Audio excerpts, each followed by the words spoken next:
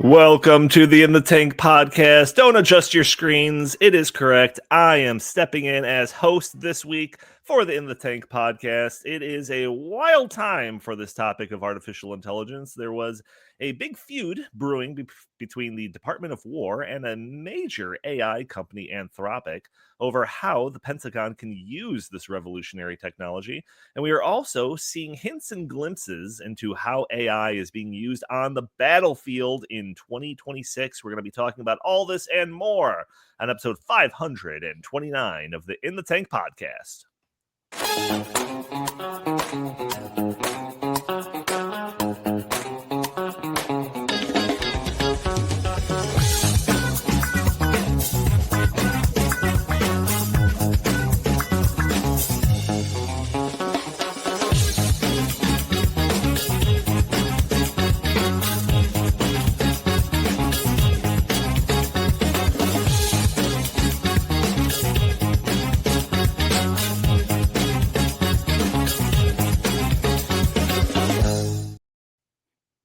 Come to me, my babies. Let me heal your pain.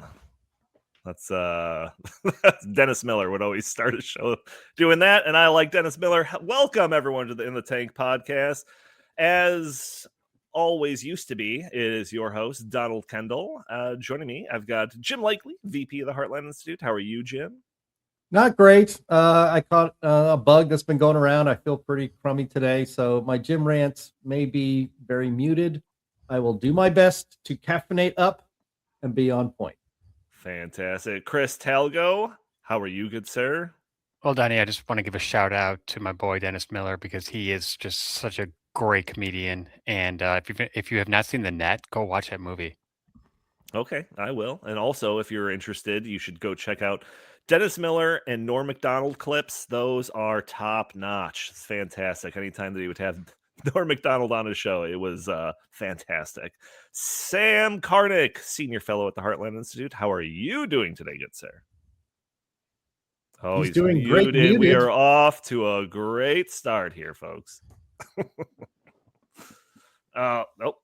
Oh, when he figures it out, we'll bring him back onto the show. But he's got a smile on his face, so he must be doing better than Jim at the very least. But we got to figure out that mic's on your camera there. We can't hear you at all there, Sam. You're still muted, Sam. So this is going to be a very interesting episode. So Linnea, so full disclosure, Linnea was in the Chicagoland area for the past few days, recording videos for the new set of, Climate at a Glance videos that we share on YouTube and social media and all of that. So I think she headed out of the Chicagoland area maybe late yesterday, maybe early today. I don't know, but she didn't have time for prep for this show. So you know what? I'm stepping into the breach.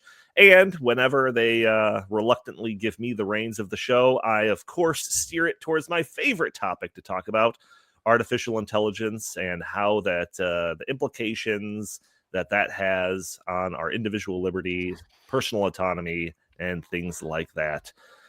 Chris, we talk about this stuff in the office all the time, but now we get to talk about it on air. Are you excited for this show, Chris? Super excited. And I just want to say, Linnea is such a lucky woman because she gets to just come to Chicago for a couple days and then go back to beautiful South Carolina, where I once lived a long, long time ago.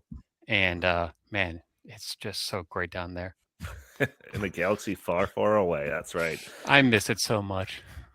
Yeah. So this is okay. So I don't know how much of this actually got into like the mainstream media. I think that this got into it a little bit more than your average AI story, but it's certainly crowded out after the events that started over the weekend with Iran. So if you're not familiar with this story, listen in, because I think this is the biggest kind of crossroads between artificial intelligence and public policy story that's happened since we started covering this topic at the Heartland Institute. So just a week or two ago, there was a feud brewing between the Department of War and the AI company Anthropic. So Keely, if you want to just like pull up that Axios article, some of the details are in there, but generally speaking, the context of this is that Anthropic is one of the top 4 or 5 AI companies out there. You've got OpenAI, you've got Google, Meta, XAI, and Anthropic. But Anthropic is kind of miles ahead when it comes to certain things. Their coding programs, models, whatever, for computer code are like light years ahead of their competition. And Anthropic is the only company that has their AI models inside of defense and intelligence systems in the Pentagon and the federal government. They're the only ones that have inked a contract with the federal of their AI systems helping out when it comes to all of those systems. And that relationship was going strong for probably a year and a half. I think they signed this deal into place sometime late-ish 2024, something like that. Everything was going fine. Anthropic is a very well-known company when it comes to this stuff. The credible AI systems, very strong AI models, all of that. But then a couple of weeks ago, we started getting rumblings of a growing rift between the Pentagon and Anthropic. And there was leaks of a meeting between Pete Hegseth and Mario Amodei, who is the CEO of Anthropic. Apparently, he was brought into this meeting and chastised over the fact that Anthropic had 2 major limitations on their artificial intelligence systems when it comes to the use of by the Pentagon. Those 2 limitations, and both sides agree to this. This is not just one side over the other. The 2 limitations were, one, that there was a restriction by Anthropic on their AI models when it comes to the use of it for the control over fully autonomous weapons. The second one was a restriction put on it by Anthropic to basically prevent their AI systems from being able to help when it comes to mass domestic surveillance. So Pete Hegseth comes in and says, you can't tell, what the federal government can do. We want to use the AI systems for all lawful purposes. So you need to provide us your algorithm, your artificial intelligence, so that we can use it with no restrictions. We don't want any of this. And the Anthropic said, well, I don't know. We don't feel safe doing that, right? So they basically gave him an ultimatum. They said, you give us unrestricted AI for our use by the end of the week, or we are going to label you a supply chain risk. So a supply chain risk in this kind of context is basically something that's only a designation that's only been given to companies that work with foreign adversaries. So a company that works with like the Chinese government or something along those lines.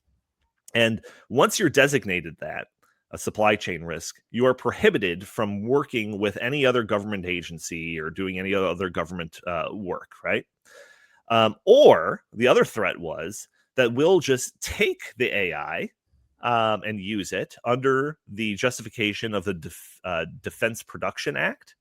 So this was the ultimatum.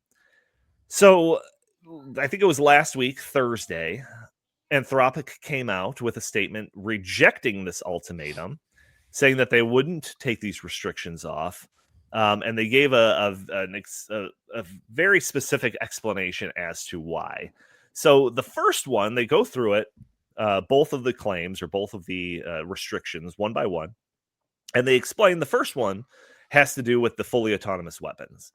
So they say that, hey, we're not inherently against this idea of fully autonomous weapons controlled by artificial intelligence, selecting targets and, pulling the trigger and destroying those targets. We just don't think our AI is safe enough for that yet. We don't think that it's reliable enough for that yet. They kind of drew allusions to the idea of the, AI coming up with a fake answer or hallucinating. And it's just like in this level of thing, when we're using live ammunition and targeting things and blowing them up, they're afraid that, that is going to put U.S. military or civilians at risk, which is a very understandable concept. The mass domestic surveillance one, that gets into a whole nother level. But I think I'm going to save that one just for a little bit until we get into the. I want to open this up for conversation a little bit before I get into the specifics of the potential for mass domestic surveillance. But I'm going to go to you first, Chris. This idea that the federal government is going to come to this AI company that they're using basically as a contractor for various services, and tell them, hey, we want unlimited access to your AI with no restrictions. It seems a little unprecedented. I don't know. This isn't kind of a topic area that I have my ear super close to the ground on. But what do you think of this little growing rift that became increasingly public over the course of the last week? I think we are entering a new era of warfare, and AI and drones are, going to rapidly change how war is waged in the 21st century. So this gives me a lot of pause, and I am not okay with the U.S. military forcing a company to do whatever it wants it to do in terms of weapons and mass surveillance. So I know we're going to get into the mass surveillance stuff much later, but we're at a crossroads in some ways because the technology is here, and if you give AI the power to make decisions on the battlefield in real time, a lot of people I think are going to say that's better, that's more efficient, that's better for the U.S. military. But then think about the genie that takes out of the bottle here. So I'm a little bit worried about all this stuff personally. Yeah, and Sam, like there is a fairly good argument on the other side as well. There was after the rejection, there was actually quite a lot of response from Pete Hegseth, as well as like the undersecretary of that, basically saying that like we don't want to have to come to Dario, the CEO of Anthropic, and ask for permission anytime that we want to use these systems to shoot down a drone or anything like that. And then they lay out that idea that like we're only going to use it for lawful purposes. So, the safeguards are in place. Like it's just that your company specific restrictions are tying our hands. So what do you think about this this feud going on? Well, it's certainly true that the Department of War doesn't have any authority to do any kind of monitoring of civilians or civilian activity or communications in the United States. So that's already a given. So it seems to me that Anthropic is basically trying to stake out a position that may be both principled and, let's say, public relations oriented. So the fact that they're talking about not using them for fully autonomous systems is also a difficult question, because what is a fully autonomous system? What are the safeguards that are involved?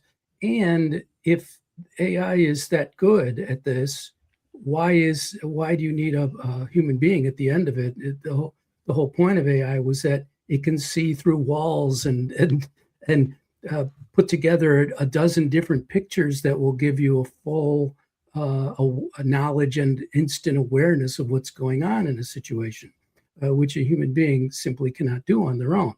So it seems like the Anthropic is setting a principle in place, a couple of principles. Yet I wonder to what degree those are really consequential.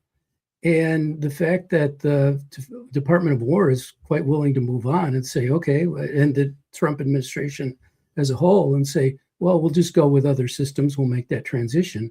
And Anthropic themselves said that they would help make the government make the transition to other forms of AI. So this seems to me that it's a lot about positioning and not much about real consequence. Real quick, Sam, you asked a question about what is a fully autonomous AI system. It's called Skynet. That's right. Yes. Yeah, That's there was what a a fully whole autonomous AI documentary system written, is. Yeah. produced about it in the Yeah. 90s called Terminator 2. Yeah, Jim, this it's I don't know, like this is one of those things where you're like, we're in uncharted territory, right?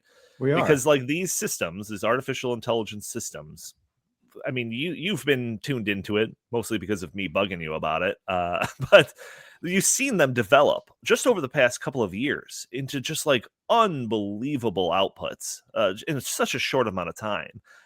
So the idea that Anthropic would want to put some like kind of limitations onto how this sort of thing is used seems like a fine thing on its face. But then when you've got like the president and the Department of the Pete Hegseth coming out and basically accusing Anthropic of being like a woke company because they don't want to like let up the reins on these limitations.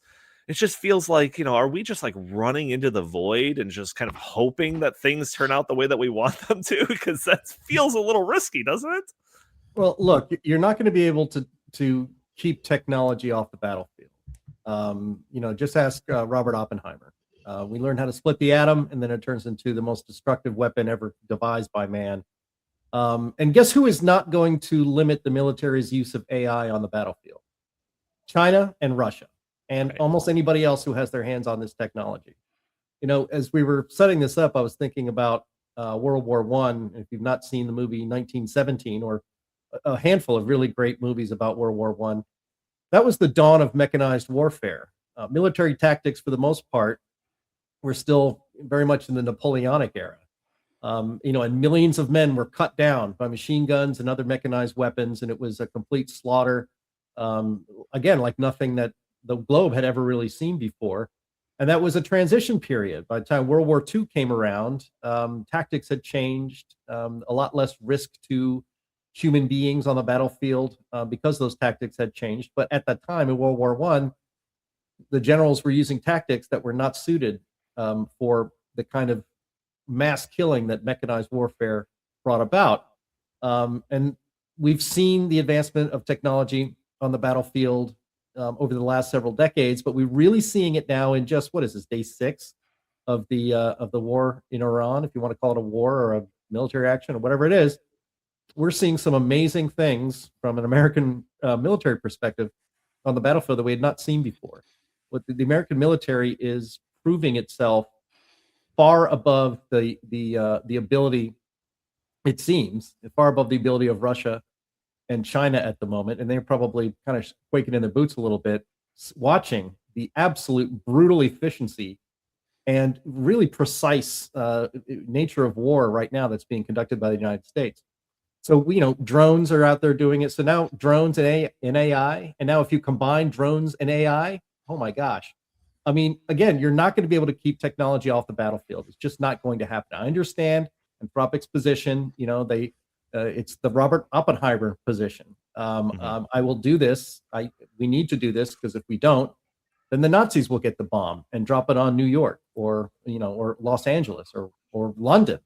And so reluctantly, Oppenheimer moved forward, and we won the race to the atomic bomb. And the United States has won the race to the most efficient and best way. I mean, we were the first ones with drones, and now we're the first ones that might be using AI. I'm sure we probably already are. We may not be that far from robotic warriors on the battlefield, or maybe even mech suits, right? Stuff that you see in science fiction war movies. We may be very close to that. We may live to see it one day. I understand. Oh, we will, Jim. Come on, one We day. will, right. We'll see in the next 5 years. Right. A mechanized suit that gives you super strength that makes you completely bulletproof and puts, it's really heavy and cumbersome to carry all these weapons with you. If you have to even have boots on the ground, it will be a mechanized soldier out there probably one day. But, just to reiterate my point, you're not going to be able to keep technology off the battlefield. Our enemies are not going to have any qualms about this. It's not something you have to like or even necessarily support, but I think you have to accept its inevitability. At this Okay, so point in that- time, just real quick, at this point Yep. in time, the United States technical superiority to Russia and China is out of this world because I'll get to Venezuela and Iran both had the Russian air defense system. I think it's called the S-400. We obliterated that within a day. And one other thing about AI, and I watched a really great documentary about this, is in a dogfight, between two planes, when AI is in the quote unquote driver's seat in one, it will go to the maximum risk before quote unquote like pulling up, meaning that there's no fear. So AI, they did a test where they put an AI, pilot against a U.S. Navy pilot. versus The Tom AI Cruise. Yeah, exactly. And the AI won every single time because the AI has no fear. So it will be in danger until the last possible second. And that's just one, area that we're talking about. So AI is coming and it is going to revolutionize warfare, probably for the worse in many ways. Yeah, it's okay. So the point about China, because I actually had that I had that scribbled down on a piece of paper over here. The idea that China wouldn't hesitate to, even if it puts a few of their soldiers in potential danger, like the idea that they would hesitate, to put these AI systems in charge of, defense, if that's going to make their defense more efficient, all of that. I think is absolutely the case. And there was actually I've been listening to a lot of this Dario Amodei speaking recently, and he said it's weird how candid some of these like AI people are, these like tech CEOs are. He said that he is not convinced that artificial intelligence is basically like enhances the democratic process or anything like that. He doesn't think that it's necessarily compatible with like democracy, he said, and that it might actually like benefit like authoritarian dictatorships more. Like he like directly said this basically. I'm not the exact quote there, but it was the gist of it. And I kind of wonder if like that's a good example where like China would be totally happy, if their AI controlled autonomous weapons, were able to rain mass destruction, but it inadvertently, took out a few of their own troops. I don't think that they would even hesitate. Whereas if that sort of thing happened in this situation, in a jeep full of U.S. troops got like blown up because of an Anthropic thing, that would be like the end of that company. Like, I don't think Anthropic would exist anymore after something going like back that. to the World War II analogy that Jim brought up, Russia, the Soviet Union during World War II used their troops as cannon fodder. A lot of times Sure. they didn't even have weapons, and they just said, "Stay here, or if you run towards us, we're going to kill you." So those regimes, by nature, do not value, an individual human life, whether it's a soldier or a citizen. Therefore, I do agree with you that they would be much more likely to engage in wanton destruction at the hand of AI, regardless of the unintended consequences. And just one thing that I have watched on the news a lot, CNN in particular, is really going into detail about a school in Iran that was bombed. They don't know if it was Israel or America. And sadly, tragically, 160 students were killed. Guys, I hate to say this, but that's what happens in war. Collateral damage is part of war. We're still in the fog of war. Like Jim said, this is only a couple days, in. We don't even know yet what's happening or what's not happening. So for all these, armchair quarterbacks at CNN to say, "Oh, that the United States is already committing war crimes." I mean, give me a break. Come on. Yeah, I want to. Okay, go ahead, Sam, and then I want to get into mass domestic surveillance. But you have a final word on this part. Yeah, there's an important distinction to be made in military affairs. There's attack and defense, and then there is occupation. And we're in the attack and defense mode right now. And in the attack mode in particular, but also in defense, the key is mobility. And what AI gives the United States that has always been our strength is mobility. Now, it's interesting because our strength has always been mobility.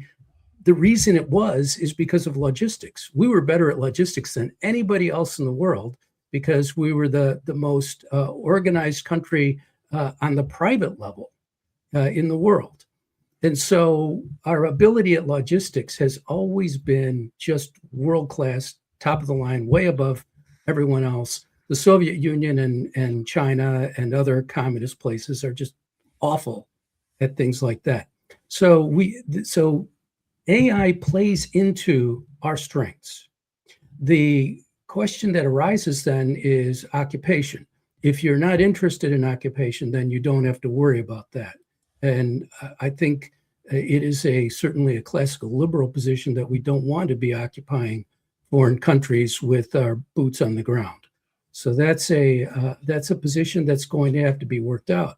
However, I do think that the strengths of the United States really play well with AI and vice versa.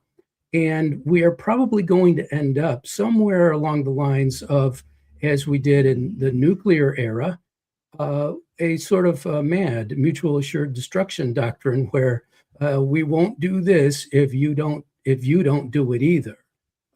And then you would program the AI not to do those particular things. One thing that AI will be a great boon at is landmines. They won't be of any use anymore. That is a very good thing. So there's all kinds of change coming in the future, and it will be to our advantage to be what we have often been, which is a free country that uses and deploys the greatness of the American people. Short of that, we do have to think through the implications of these things and make sure that other countries are going to be doing the same things we are. And if not, we have to be ready to stop them. Yeah, I want to get into AI on the battlefield specifically because I have a couple of very interesting things to share. But I want to address that second thing that's in that letter from Anthropic, their rejection letter to the ultimatum. So, Keely, if you could pull that one up, that's that same one that we were looking at, that letter from Anthropic. But they go through and explain exactly why they want to have this restriction when it comes to that mass domestic surveillance concept. So, so it says here that so go up a little bit. So in the section, mass domestic surveillance, we support the use of AI for lawful foreign intelligence and counterintelligence missions, but using these systems for mass domestic surveillance is incompatible with democratic values. AI-driven mass surveillance presents serious novel risks to our fundamental liberties.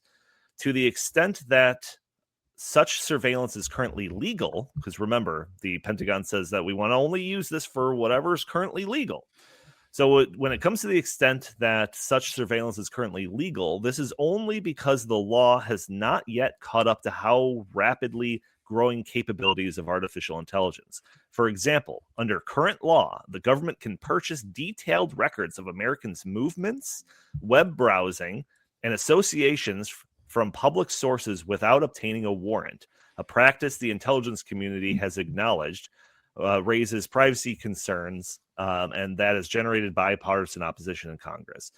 Powerful AI makes it possible to assemble this scattered, individually innocuous data into a comprehensive picture of any person's life automatically and at massive scale. So this, when I read this, I was like, wow, like this lays it out in a way that's just things that I speculated about. But when it's laid out in black and white, it really is shocking. So basically what this is saying is that data out there on you that we're constantly generating based on anything you're doing, whether it's going online on your phone and checking through websites, or GPS pings on your phone, you go past certain things, all of this information is out there. but it was mostly useless. Some of it would be used to help sell ads that were more micro-targeted towards you and different things like that. But generally speaking, it's just a bunch of useless floating out there individual data. But what it's saying is that now AI can take all of that data and synthesize it and be able to churn out profiles on basically anyone that they want at scale and doesn't take any manpower or logistics anymore. The idea that we would be able to do this would have taken so much time and effort, but now it could be done in a snap of the fingers. And what the CEO was basically explaining there is that this is technically legal because this wasn't even possible. This wasn't even imaginable just a handful of years ago. So it's just this idea that AI-powered surveillance is something that is right now possible. And just the legislation, the laws, restrictions, those sorts of constitutional safeguards have just not caught up to what's possible because of what I was saying earlier. This technology is moving so quickly. So the other thing that I'll add on to this, and then I'll jump to Chris, is that this is just one tool that's out there. I wrote an article. It's pending publication. Hopefully it'll be published soon. But I explained how there's a number of AI tools in the potential mass surveillance toolkit that exists out there. Last year, there was a startup. It's called Flock, Flock, that was it's an AI startup. And it made a bunch of headlines because they went around claiming that they were going to be able to end crime. And they were going to do so by building out a nationwide network of artificial intelligence enhanced camera systems. So the idea is that, we could have cameras all over the place. We've had cameras all over the place for years. And generally speaking, there's not somebody sitting there staring at the camera. These cameras and this footage could be used after a crime has been committed to see if they could find any information to find the culprit. But now this Flock company basically claims that this will all be AI monitored and we can track things in real time. And AI systems could be able to deem, a potential threat or a potential crime being committed before it's actually committed. So that's like another level of this AI surveillance that is now possible that just was not possible just a handful of years ago. There was also another thing that Justin and I actually made a video of this. You can find it on Justin and Donald Save America. But not long ago, the UK Department of Science, Innovation and Technology announced an AI-driven crime prevention initiative that was basically this large interactive crime map that was designed to, quote, identify where crime is most likely to happen to allow for better prevention. And what was in this press release was basically this idea that they were using old crime statistics and to generate where like hot spots are and just based on historical, precedent, that sort of thing. But there were some lines in there, and we break it down in the video. There were some lines in there that suggest that not only is crime data used for this to create this map, but social media data was also being used. And they talk about it, about how this program that they're putting together could be used to identify antisocial behavior before it escalates. So all of these tools and more that, again, weren't possible just a handful of years ago are all creating an environment where the most dystopian mass surveillance state that you could possibly have James Cameron imagine, a decade ago is currently feasible. So that I think came to light in this letter from Anthropic. Like I said, I wrote an article about it. Hopefully it'll be published soon. But Chris, what do you think about this one? Okay, well, I'm going to separate the two issues because the technology is the technology, and it can exist in a vacuum. I think what you're pointing the finger at is the surveillance state that was set up, especially post 9/11 with the Patriot Act and all these laws that were passed, in the attempt to try to prevent future terror attacks. And the government forced private companies to turn over that data, and the companies willingly did so. So I agree with you that the technology can make it easier for tracking purposes and take metadata and do things with it that humans could not have done on their own. But at the same time, this could not be a problem if we had repealed the Patriot Act, and if the FISA secret court system was actually above board instead of a secret star chamber. So I think there's just kind of like some different things happening here. Also, I think while it's disconcerting that the UK is probably going to go down that road, I think we all Yeah. I think we always need to remember that the United States Constitution is unique, and UK does not have the freedoms that we have established under the Constitution. Not many countries do, and I think a lot of people in America don't realize that. So, as long as we, remain solid to our Constitution, these kinds of things. Because last time I checked, guess what? The Bill of Rights protects your property from search and seizure without a warrant, and that's what this stuff is. This is warrantless wiretapping surveillance, and it's super scary. And once the toothpaste is out of the tube, there's no putting it back. So I'm sorry, I'm already just totally cynical when it comes to this. Mm-hmm. Chris ODing on black pills when it comes to this topic. Sam, what do you think? Because again, that rhetoric that, hey, no, we only want to use this for lawful purposes, but then that rebuttal from Anthropic saying, okay, well, this is technically legal. Does this not represent mass domestic surveillance? It's pretty compelling to me. What do you think? Well, the Supreme Court ruled in 2018 that you can't do this kind of thing. The government simply cannot do it. It's not, any kind of search of this sort, electronic surveillance, and the collating of that information. That's the key part. Anything like that is a search, and it is protected by, and the individual is protected by the Fourth Amendment. So under that principle, that you can't do these sorts of things, and we are to presume that the government is not doing it. So that's a problem there, because if the government is doing it, then we need some lawsuits and we need some discovery to find out what they're doing and to prevent and to stop that and to prevent it from happening in the future. But it is unconstitutional to gather this information and then collate it, just like you saw how you can use AI to tell where a person is behind a dumpster or something, or on a battlefield behind a tank. So you can use AI to give you a 360-degree picture in all angles, up, down, sides, back and forth, the whole thing. Well, you can do that in the United States. You could do that following people around. You can certainly do it in Britain, and I presume it's legal there.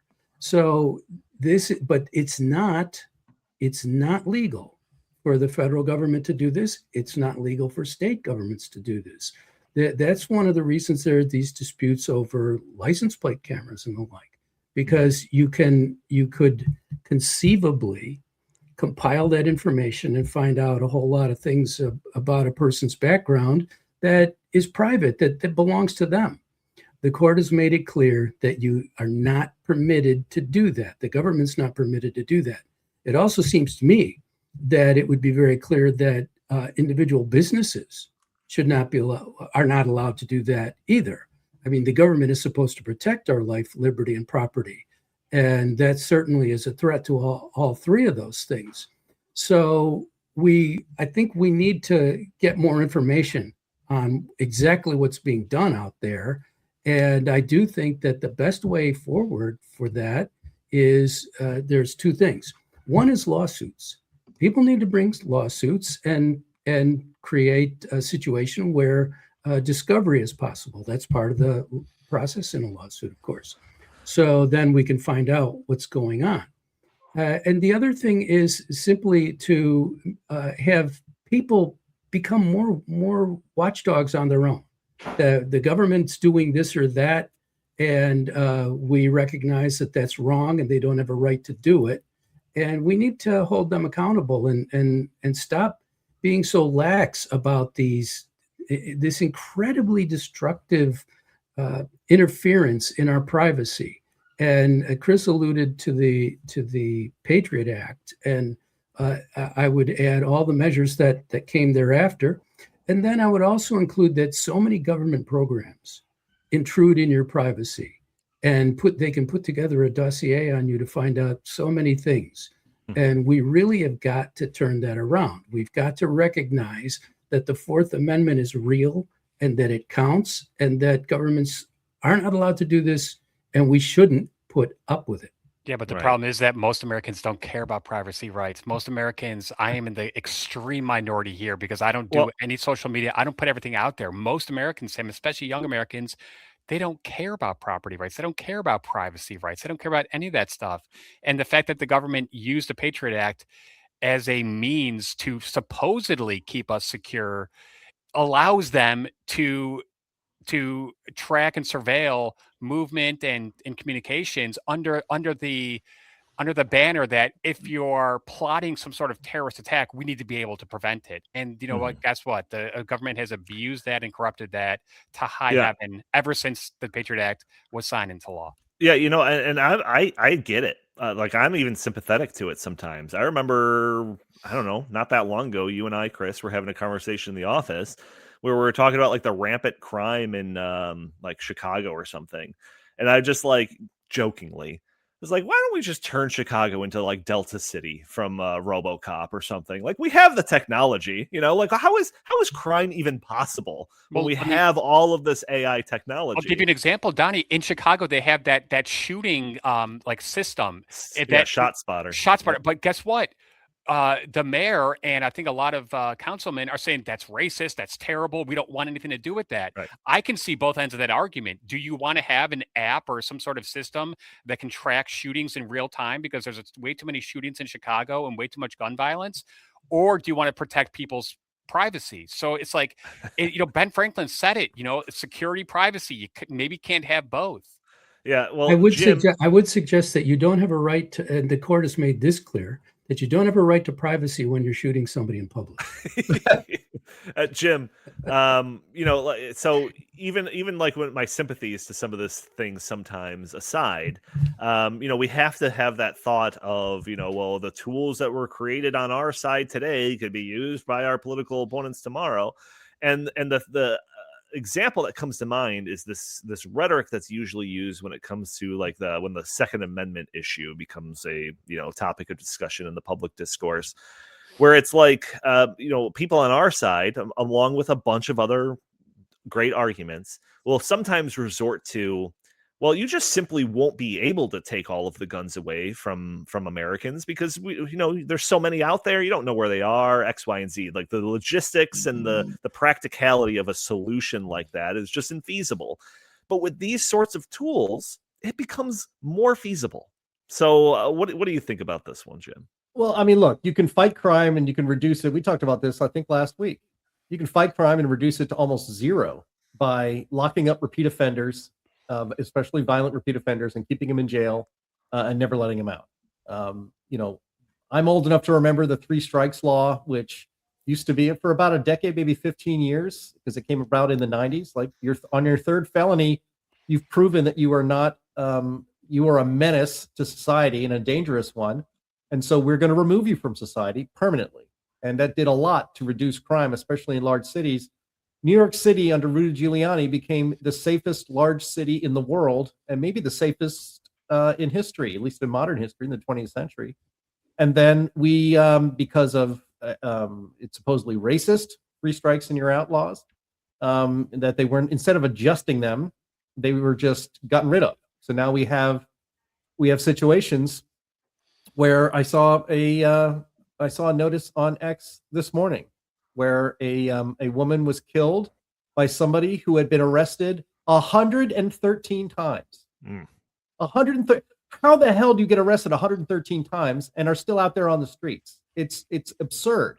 And so we can make choices that have nothing to do with AI, that would when you not even need AI analysis to reduce crime on the streets of the United States. You don't have to get into a Minority Report situation where we're trying to predict crime and take people who might be dangerous because AI says so off the streets. Look, using AI against our enemies on the battlefield is one thing. Using AI against, you know, innocent until proven guilty citizens is quite another thing. And if the idea of not using AI for those purposes, for this mass surveillance state, if that has broad bipartisan support, there's very little in this country, in a very divided country, that has broad bipartisan support. Let's get that passed right now. No, I Right. can't, Donald Trump would sign that in a heartbeat. And also on the other, similarly, using AI to analyze crime data to direct your policing into those areas is not necessarily, or actually, I would argue, not problematic at all, because all that really does is it speeds up and makes it as smart as and potentially as insightful as possible using AI.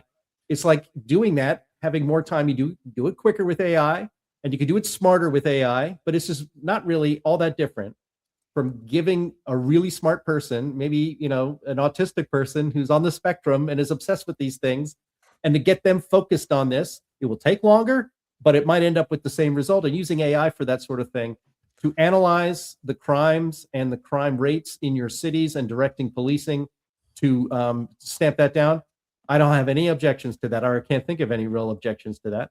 But using AI in these other ways that are quite, frankly, kind of dystopian, is a little troubling, and I don't think it's necessary. And again, if there's broad bipartisan support for this, let's get it done. Well, that guy that got let off after 113 arrests or whatever, sometimes an offender will slip through the 114 strike program cracks. You can't hold that against them.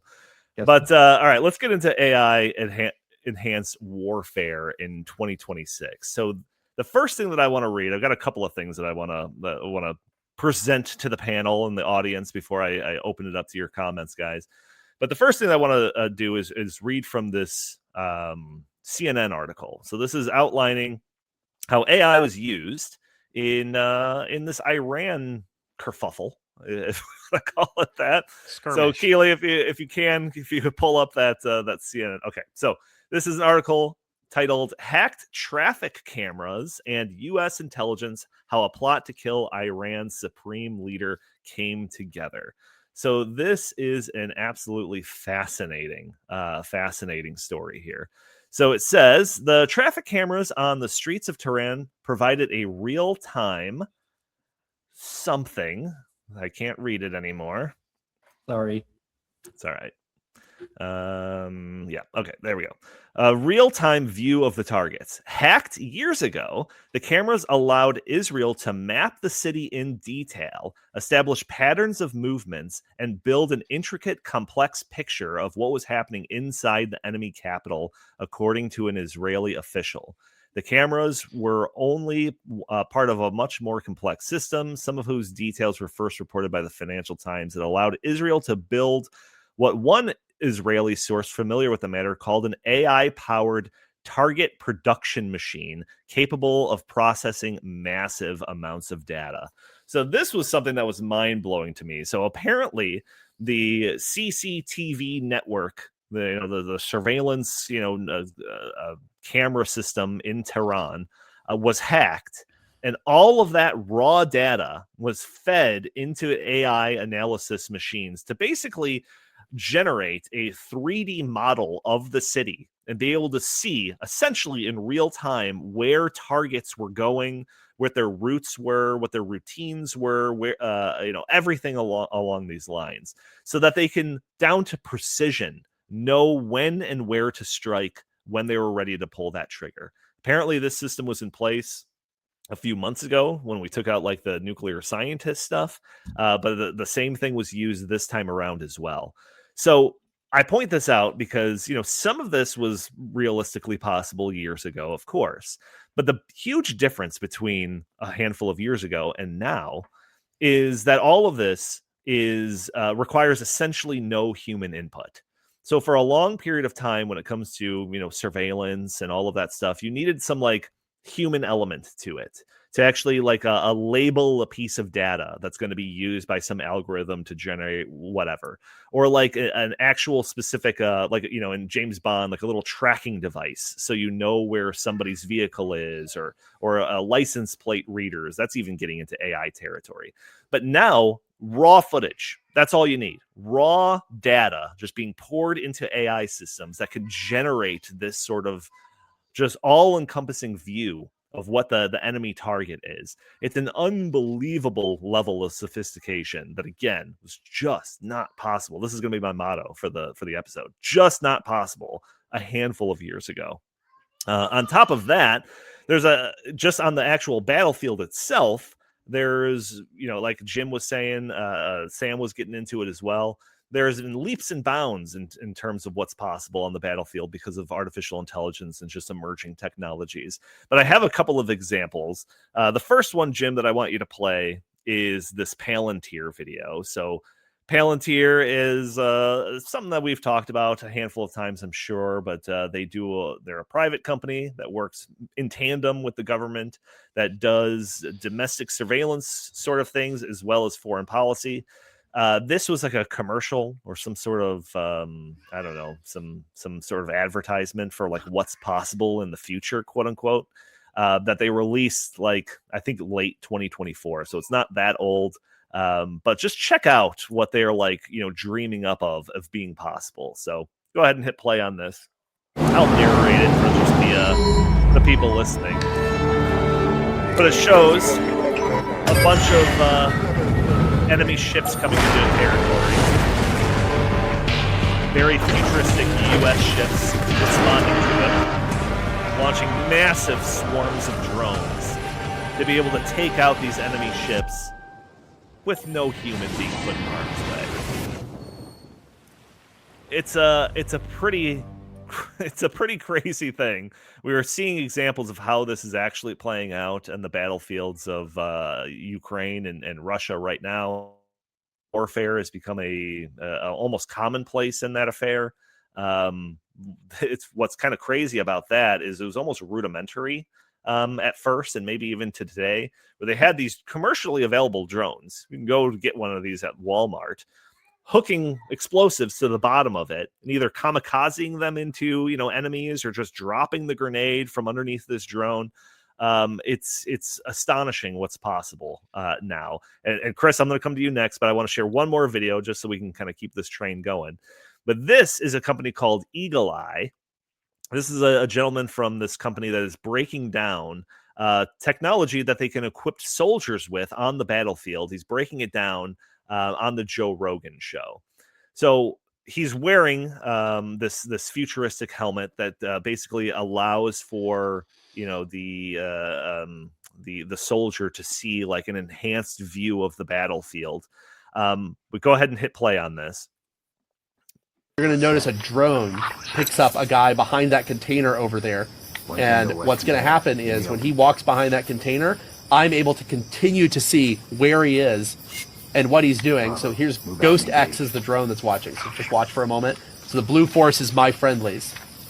So see that little right-hand corner where it sees behind the containers? They're tracking where the bad guy is. They're tracking where my guys are. And then watch when they go behind the container. So I can actually see through it and watch. Now they're engaging the guy over there, and he's down. Wow. So yeah. So that is again what's possible. It's seeing through things essentially. So what he was describing was that there was a drone that was taking aerial footage, seeing where the tango is, the bad guys, where the good guys are, feeding all of that information back into the helmet of the soldiers, so they can see, despite the fact that their biological eyesight is blocked by these containers, they can still see it because of the data being transmitted to their headsets. It's an unbelievable level of technology. The idea of these Boston Dynamics dogs that are out on the battlefield that are carrying equipment for soldiers. If they're not already, they'll soon be carrying weapons for soldiers. All of this stuff is what warfare in 2026 and beyond is going to look like. Chris, what are your thoughts? Okay, so first of all, that first video was me playing Battleship. I want everyone to know that. That's Okay. how I get down playing Battleship. Okay. Nice.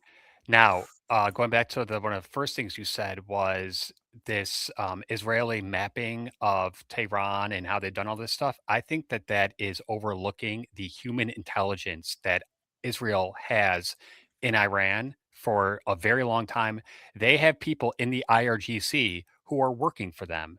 So as much as technology and AI technology can help, you still have to have eyes on the ground. And the, Israeli government, Mossad, and whatever else they're using are the best in the world at doing that. And we just need to make sure that we, keep in mind that AI is great, but you got to have assets on the ground. That's what has been helpful for military strategy from the beginning of time. So I do want to just say that that I agree with you that the AI technology is amazing.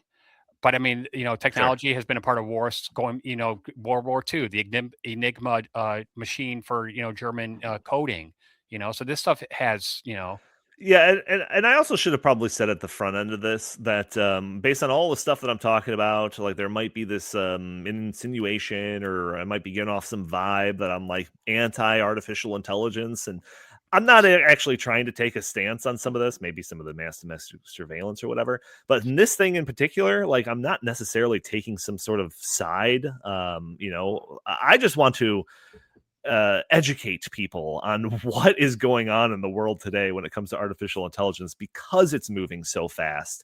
I think it's increasing the lethality of war, and it's also increasing efficiency. So when Jim was talking about the mechanization of war in World War I, mean, then we had airplanes during World War II. It's like, then obviously, the atomic bomb. It's like this stuff is going to keep getting worse and worse. I wanted to say better and better, but no, this is not better. This is worse for humanity, because we are at the point where, like I do wonder if, China and Russia would use this stuff without any qualms if they were as desperate as the Iranian regime is right now. Thank God the Iranian regime does not have, the WMDs capable. Oh, he was jettisoned by AI. Both of them. AI does not like me talking about it like this. I know that. All praise and hail it. Okay. Yeah. Another kind of interesting point here, and I'll throw it to you, Sam, is the idea that there's kind of like a social leash when it comes to warfare being waged by, at least Western countries, when it comes to, the amount of blood and riches that are spent on the battlefield. And if instead of blood, we have circuits, maybe there's not as much of a kind of like a cost benefit analysis, when the cost of the cost benefit analysis that would be weighed to, have people of the country discouraged by what the battle that's going on. You know what I mean when I'm saying this? Like if we have just robots going out there and getting destroyed, no one's losing any sleep, right? But they're very expensive. And these drones are only $20K, but the Patriot missiles to shoot them down are millions of dollars. So a lot of people are saying, geez, is Iran just, stringing us along? Because they can have these drones, they've probably got thousands of them in weapons depots, and maybe they'll just say, we'll just try to, bleed them dry of their ammunition. I don't know if that's true, but that's fair. But Sam, I mean, when you get a glimpse just from those couple of clips and stories of the future of AI enhanced warfare, what do you think? Well, what you're saying is about the human destruction that can be done, right, should be, I think, the central issue. Remember that for decades, governments were killing millions upon millions of people, and the biggest weapons were two weapons: starvation and machine guns. The governments of the world killed at least 160 million people in the 20th century, according to the historian and demography R.J. Rummel. So that is extraordinarily destructive, of course. I mean, it's just horrifying to contemplate that. And yet, when did that killing actually slow down? It slowed down with the rise of nuclear weapons. And the concept that Herman Kahn of the Hudson Institute came up with, which was mutual assured destruction. The point being that the only defense you really have is offense. The defense that you have is the ability to inflict incredible damage on your enemy. And your enemy isn't the other country's people. Your enemy is the people who are deploying the resources of that country, nation, group of nations, whatever it may be. So those are your enemies. And as we think about what to do about China and Russia and what China and Russia might be up to and how they might want to do things in the future, I believe that the present action in Iran is part of that forward thinking by the United States. I believe that the action in Iran is directed mainly toward China. Russia isn't that important. I hate to put it that bluntly, but it isn't that important. But China is. And China is very aggressive, very, very aggressive in a very surreptitious way ordinarily. So I think that this is directed toward China, and as was the Venezuela, and Cuba would be directed toward Russia should we involve ourselves there as well. But the point is that these nations do have different values than we do. They're also behind us in a lot of ways, and so a quick way to catch up would be to inflict debilitating harm on us. So this is all about taking things to the next level and creating at least a mutual assured destruction system, or in the case of the United States, after the fall of the Soviet Union, a unilateral world situation. And in fact, the world has been going multipolar for about the past decade or so, where Russia and China and BRICS and the like have been developing an alternative to U.S. and European power. Europe just knocked themselves out of that by impoverishing themselves and destroying their military effectiveness and really corrupting their civilization. So it's the United States versus the rest of the world.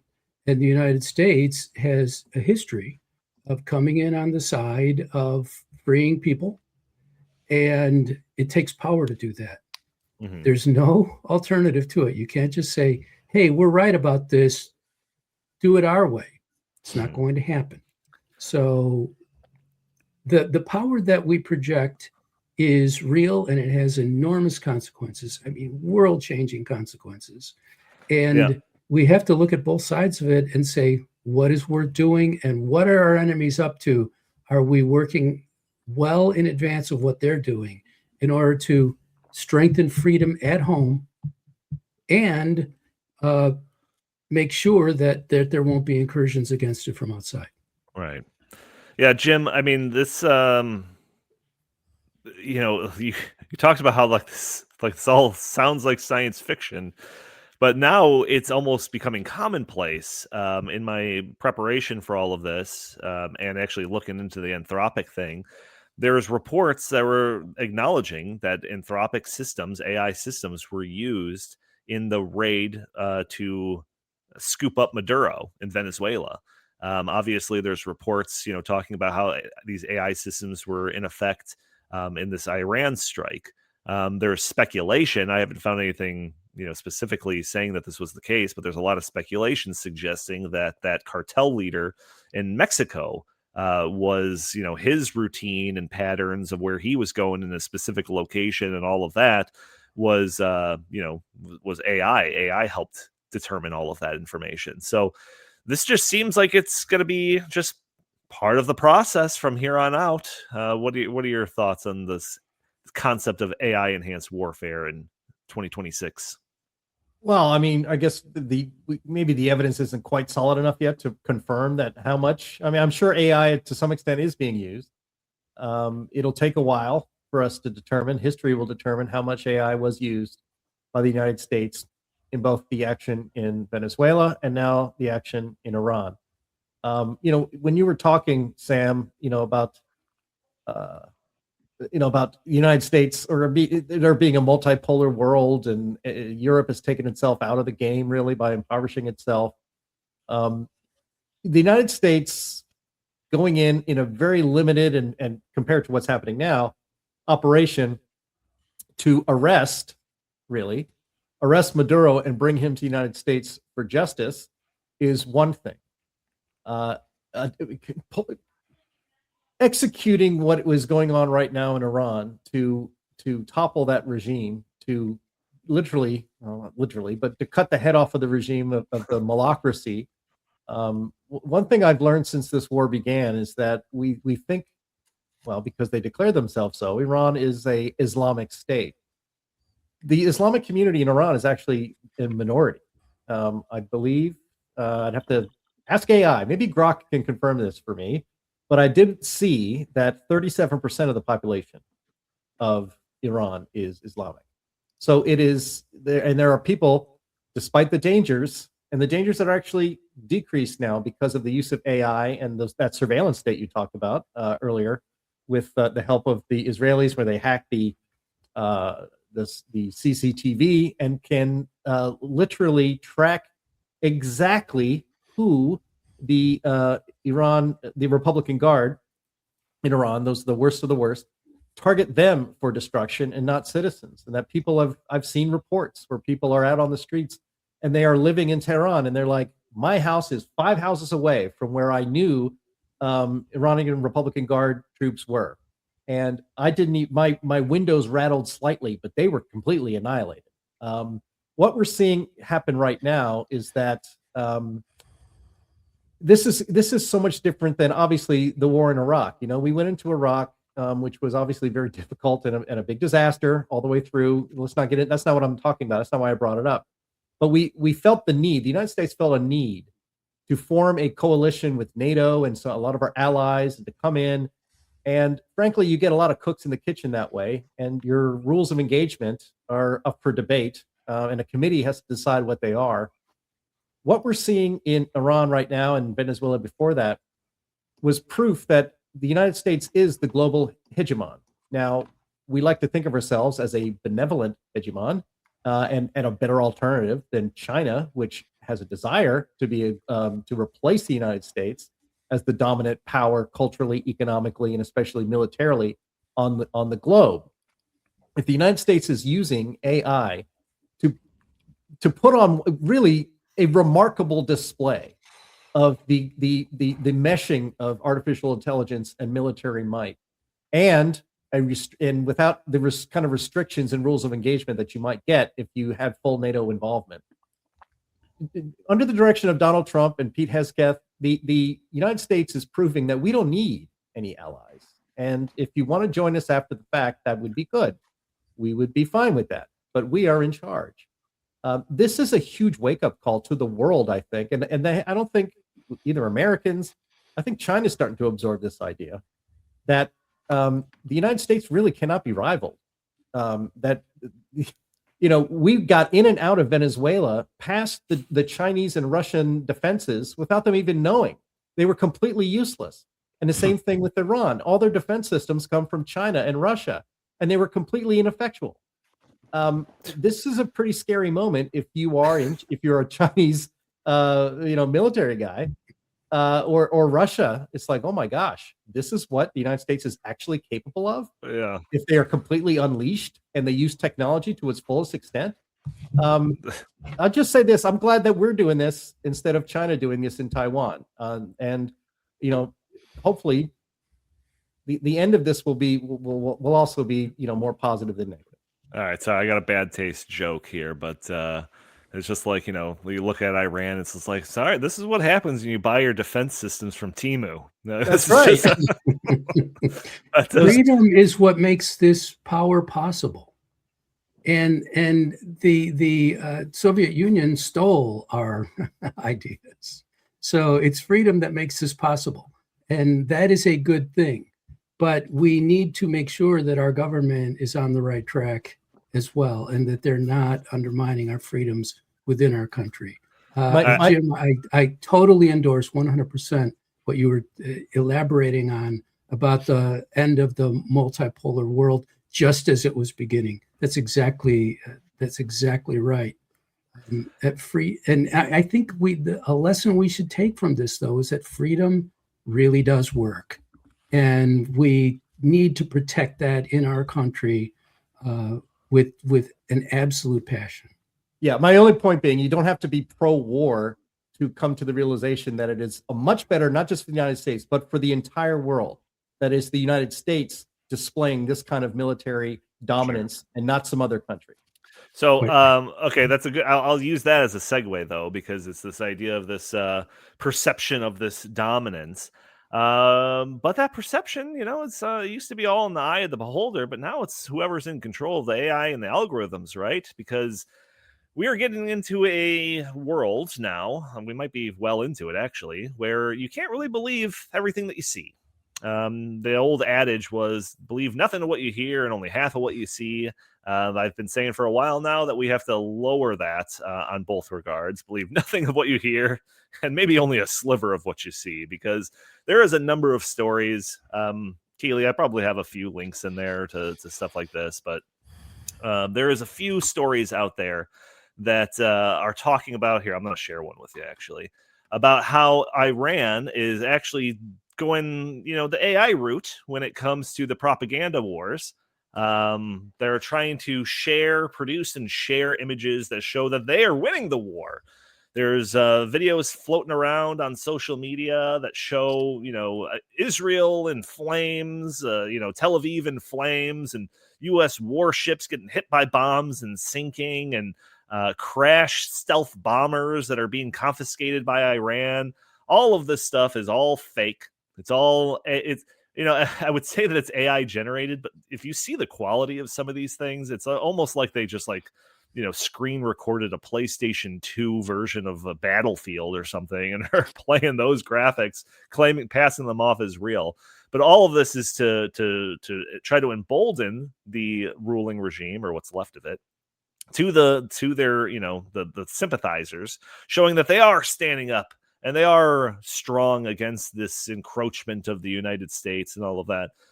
All of it's fake. Most of it's AI generated. But there's plenty of people that'll consume that and think that that is the case, and that the United States is failing in their mission to, take out the ruling regime and that sort of thing. So this is really bringing to light this concept of the propaganda wars. That it's always been a thing since basically the dawn of warfare. Propaganda has been a thing, but now with this new technology, it's getting to a point where you see photorealistic images sometimes, or videos that look very genuine, showing the complete opposite of what reality is. So this is something that we've been talking about for a little while. This kind of dovetails nicely into the concept of deep fakes and that sort of thing. But this is a real issue, and it's something that we've talked about for a while now. And considering the internet and social media and the speed at which videos and content is shared around the internet and social media, there might be millions of people seeing these fake videos and just for a second before they go on to the next video and just assuming that what they saw was real. So this is a big issue that's growing on the what to do about it side.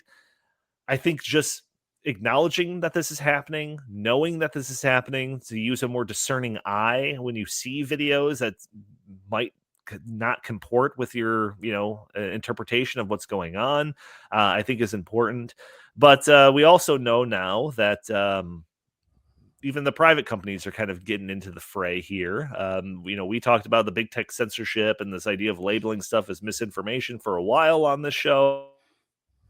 I think it is important to be able to do something about mis and disinformation. So one thing that's going on is there was actually a post. I won't read it word for word, but there was a post on X by one of their Department of Security and something or another that basically said that if a verified account is seen to be sharing AI-generated images of war, not necessarily just one side over the other or anything like that, just AI-generated images of war, without labeling it as such, they will lose monetization of their channel. So there is a direct monetary incentive to only share real content when it comes to the war. Now, is that a fix-all solution to it? No, of course not. There's plenty of ways to kind of get around that, or people being demonetized because they shared something that they didn't necessarily know was AI. All of that will be the case. But again, this is the theater of war in 2026, is this AI enhanced propaganda arm of it that, is a very powerful thing. Chris, thoughts on this one? I mean, I think that this is probably happening in Iran where they have state control over the internet. So they're probably forcing their citizens to watch ridiculous videos like this. I don't think this is happening, in Western countries where people are thinking, "Oh my gosh, Iran is kicking our ass in the Middle Right. East. Like, what's going on, everybody?" Like, guys, all you got to do is like tune into CNN, MS Now, or even Fox News, and you'll get a pretty accurate report of what's going on there. So I think this is just a joke. And like you said earlier, I mean, go back to Nazi Germany, where Adolf Hitler in the dying days of the Nazi Reich was broadcasting, with Goebbels that we've got a million man army that we are pushing back the Allies. I mean, so yeah, this is just, a losing side trying to keep face. And I don't think that the Iranian people are buying this one iota when they can just look outside their neighborhood, like you said, and say, "Oh, the IRGC headquarters over there just got destroyed. Gee, I think the good guys, the Americans, are winning actually." Yeah, I don't. There is a little bit of both sides though, and I'll give a Sam an opportunity to talk next after I finish this. But I will warn everybody that video that they saw of Donald Trump riding in on an eagle and shooting people with machine guns, that was AI generated. That was not real. But Sam, your thoughts on this this new era of propaganda that we're all having to deal with, and whether or not there should be some limitations and restrictions or anything, I guess, when it comes to pushing back against what could be dangerous misinformation. What do you think? There certainly should be restrictions on government communications and what our government says. And there should also be restrictions on how our government can manipulate things.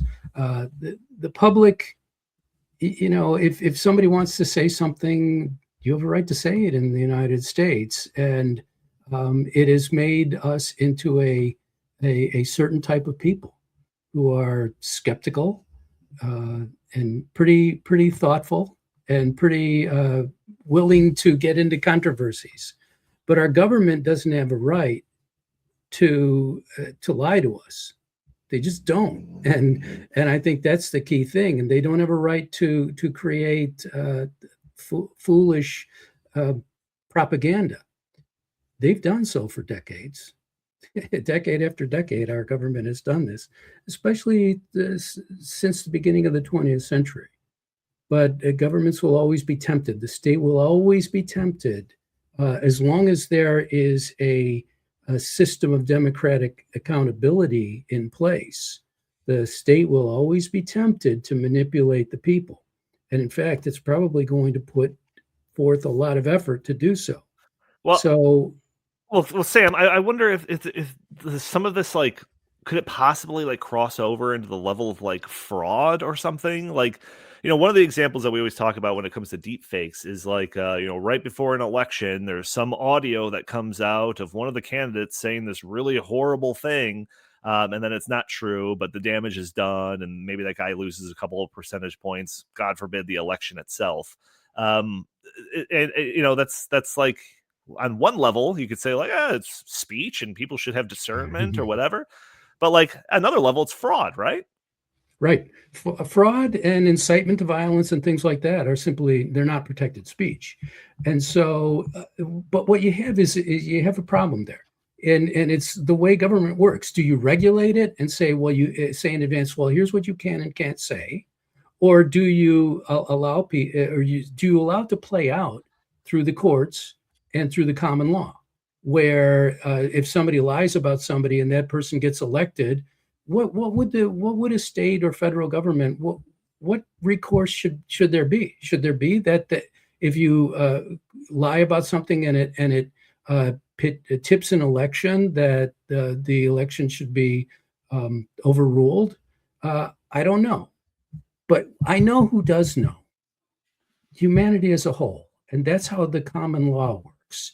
You work things through on a case-by-case basis to get justice in every single instance.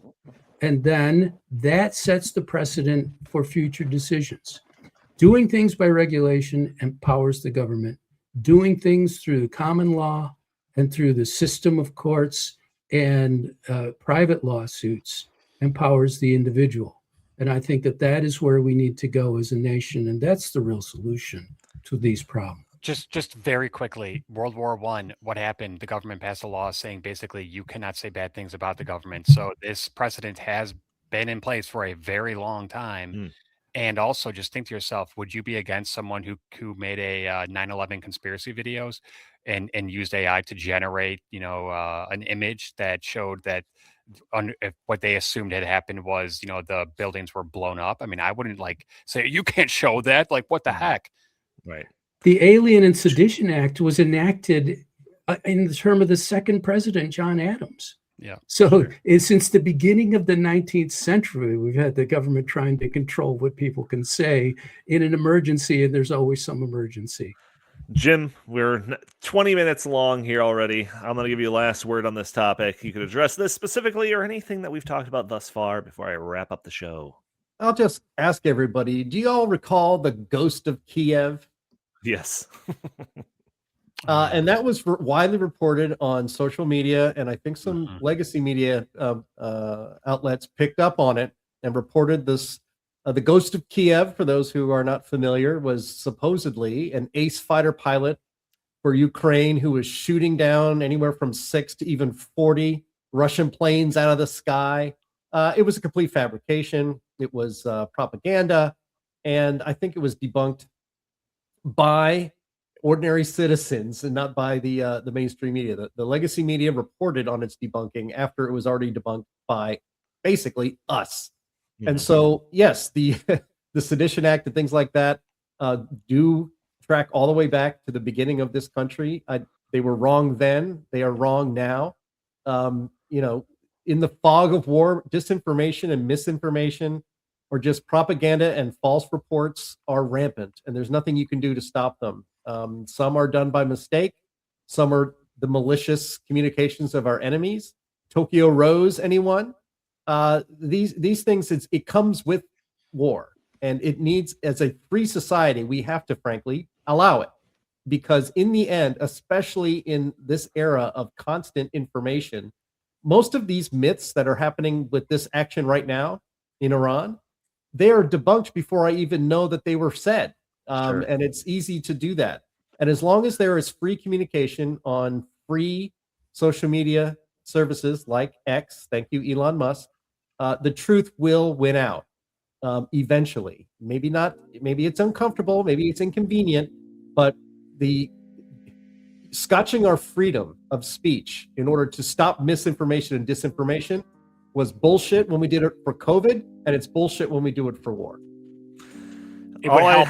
It would help if public schools taught kids how to actually use critical thinking skills. That too. Yep. So I don't claim to know the answers to the majority of the things that we talked about today, but I think it's important to talk about them so that they get into the public consciousness and a part of the public dialogue. What I do know is that Jim Carrey was cloned, obviously. And you saw that clone. He's not looking too good these days. All right, that's going to do it for episode 529 of the In the Tank podcast. I want to thank everyone for tuning into this episode.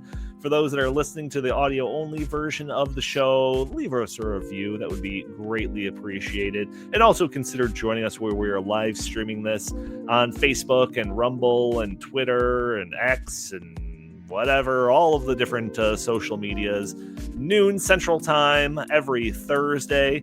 And drop a like, hit that, leave a comment, share this content, subscribe if you haven't already. All of those things help break through those big tech algorithms that prevent content like this from being shown to more people. But I want to thank you all for joining me today, the panel, and all of you in the audience watching. And until next week, I will say goodbye.